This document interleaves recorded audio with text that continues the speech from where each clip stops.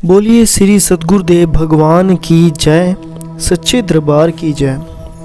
गुरु प्यारे साधकों, आज फिर मैं आप सबके लिए एक अनोखा, एक प्यारा सा एक अनुभव लेके आया हूँ, जो कि है विश्वनाथ पाल जी का, जो रहने वाले हैं देहरादून भारत से।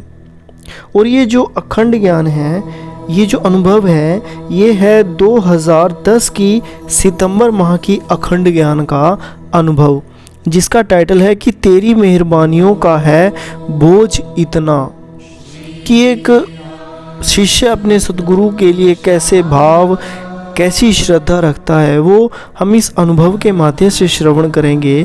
कैसे गुरु महाराज जी हमारा जीवन बदल देते हैं अनुभवों के माध्यम से। हाँ, आशा करता हूँ कि आपका जीवन भी इन अनुभवों के माध्यम से अवश्य बदले। इसलिए गुरु प्यारे साधकों, आप इन अनुभवों को अंत तक अवश्य श्रवण किया करें, ताकि इनके माध्यम से जो हमें संदेश प्राप्त होना होता है, वो सब संदेश आपको प्राप्त हो। तो बिना किसी देरी के चलिए स्टार्ट करते हैं आज का ये अनुभव। वो लिखते हैं कि मैं लखनवाड़ा देहरादून का रहने वाला हूँ। बचपन से ही भगवान में बहुत आस्था थी। पूजा पाठ, कर्म कांड, व्रत इत्यादि मैं किया करता था। घर के नज़दीक कोई भी रामकथा या भजन कीर्तन का कार्यक्रम होता तो उसे सुनने के लिए समय जरूर निकालता। एक दिवस एक टेम्पो पर बैनर पोस्ट लगाकर वह कैसेट चलाकर एक रामकथा का प्रचार किया जा रहा था। यह रामकथा हमारे ही इलाके में दिव्य ज्योति जागृति संस्थान द्वारा की जाने वाली थी। मैं अपनी पत्नी और बच्चों के साथ इसे सुनने के लिए पहुंचा। आज तक मैंने बहुत बार रामकथा सुनी थी, पर यहाँ जिस तरीके से रामकथा सुनाई जा रही थी वह बिल्कुल विलक्षण था। यह सिर्फ श्री राम कथा का जीवन गाथा नहीं सुना रहे थे, बल्कि उनकी हर लीला में छिपी प्रेरणा को आगे रख रहे थे। मुझे कथा बहुत सुंदर लगी, इसलिए मैंने 7 दिवस पूरे ध्यान से कथा को अच्छी तरह श्रवण किया। 7वें दिवस तक मुझे अच्छी तरह समझ आ चुका था कि श्री राम की केवल कथा सुनने, पढ़ने, कहने से पूरा लाभ नहीं होने वाला है। ज़रूरत है श्री राम को जानने की, उनका दर्शन करने की, प्रभु का साक्षात्कार अपने हृदय मंदिर में करने की। और यही आशा लिए मैंने अपना नाम ज्ञान दीक्षा के लिए लिखवा दिया। 21 फरवरी 2005 को मुझे दीक्षा के लिए बुलाया गया। मैं सुबह जल्दी से उठा, नहा धोकर मैंने वैसे ही पूजा पाठ किया जैसे मैं रोज़ करता था। फिर हाथ जोड़कर सभी भगवानों की मूर्ति के आगे कहा, आज मैं गुरु बनाने जा रहा हूँ, उनसे ज्ञान की दीक्षा लेने जा रहा हूँ। पर मैं इस ज्ञान मार्ग पर तभी चलूँगा जब दीक्षा के समय मुझे आप सभी का दर्शन अपने हृदय में हो जाएगा, नहीं तो मैं उन्हें गुरु नहीं मानने वाला। और यदि दर्शन हो गया तो मैं अपना तन मन धन सब उन्हें समर्पित कर दूंगा। ज्ञान दीक्षा के दौरान जैसे ही स्वामी जी ने मेरे सर पर हाथ रखा, मुझे बहुत तेज प्रकाश दिखाई दिया। फिर इस प्रकाश में सबसे पहले गुरुदेव श्री आशुतोष महाराज जी के दर्शन हुए। उनके बाद भगवान शिव के, फिर विष्णु के। विष्णु जी तो मुझे बोले कि तू अलग अलग रूपों में क्यों फंसा है? परमात्मा का तो एक ही रूप है, वह रूप जिसका आज तूने दर्शन किया है, प्रकाश स्वरूप। अब तो मेरे पैरों तले धरती पर अब तो मेरे पैर धरती पर नहीं थे। मन इतना खुश था कि एक भिखारी का करोड़ों की लॉटरी लगने पर भी उतना नहीं खुश हुआ होगा। मैंने रोज़ 3 घंटे की साधना शुरू कर दी। खूब आनंद आता। कई बार तो साक्षात गुरु महाराज जी कमरे में प्रकट तक हुए दिखाई देते मुझे। सारा घर खुशबू से भर जाता।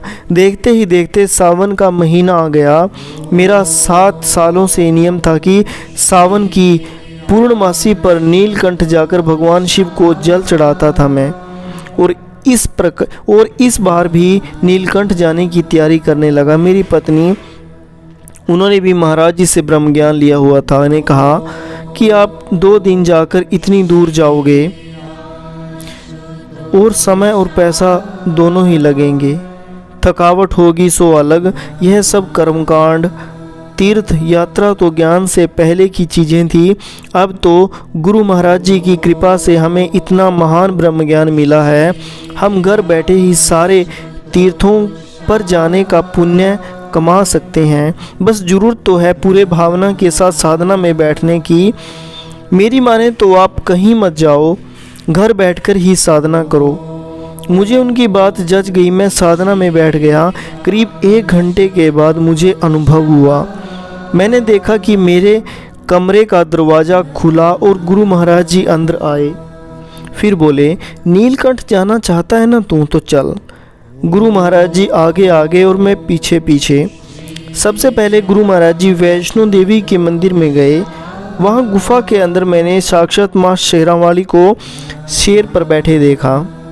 मैंने उनके आगे माथा टेका, फूल फल चढ़ाए। महाराज जी मुझे देखकर मुस्कुराते रहे। फिर महाराज जी ने मुझे हरिद्वार ले गए। मैंने हर की पौड़ी पर स्नान किया और फिर हम नीलकंठ पहुँचे। वहाँ मैंने शिवलिंग पर जल चढ़ाया। जैसे ही जल चढ़ाकर खड़ा हुआ तो महाराज जी अंतर्ध्यान हो गए। मैंने झट आंखें खोली।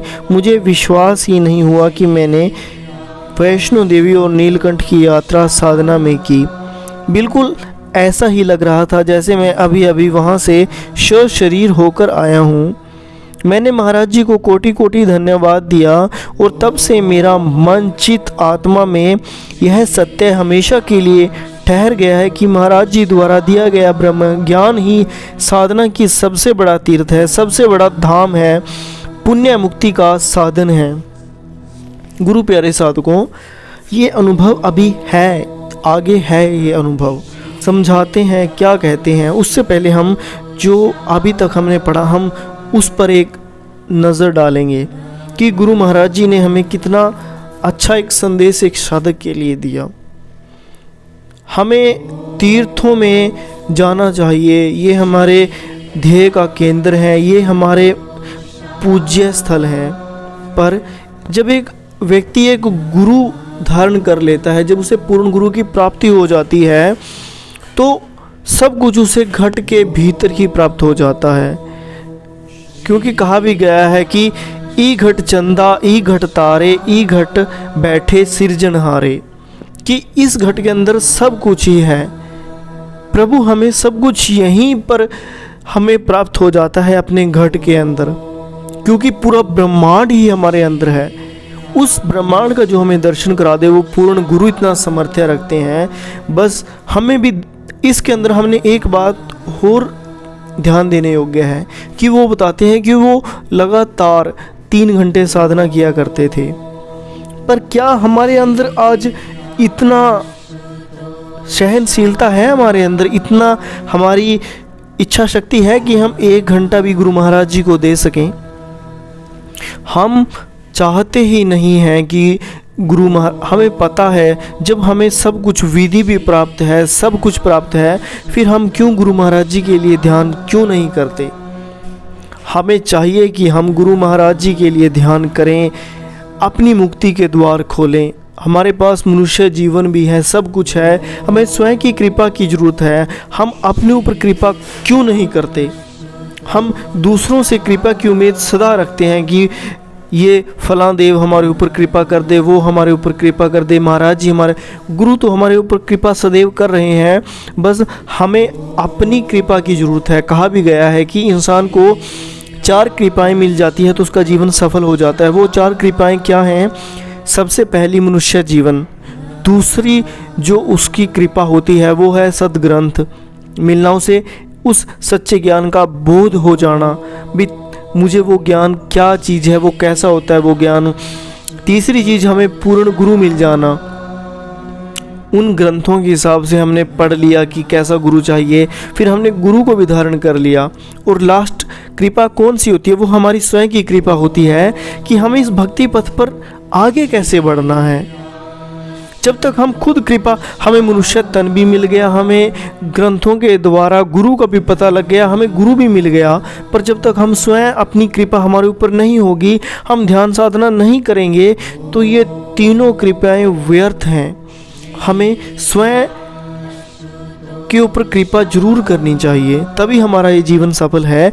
इस अनुभव को मैं आपको कल कंप्लीट सुनाऊंगा। तो आज इसी आशा के साथ कि आप नित्य ध्यान करेंगे, गुरु महाराज जी की आज्ञाओं में चलेंगे और गुरु महाराज जी सदा ऐसे ही जुड़े रहेंगे। मैं आज के इस अनुभव को यहीं समाप्त करता हूँ और इसी आशा के साथ कि गुरु महाराज जी सदा आप पर अपनी कृपा बनाए रखें, सदा आपको अपने प्रेम से सराबोर रखें। तो बोलिए श्री सद्गुरुदेव भगवान की जय, सच्चे दरबार की जय।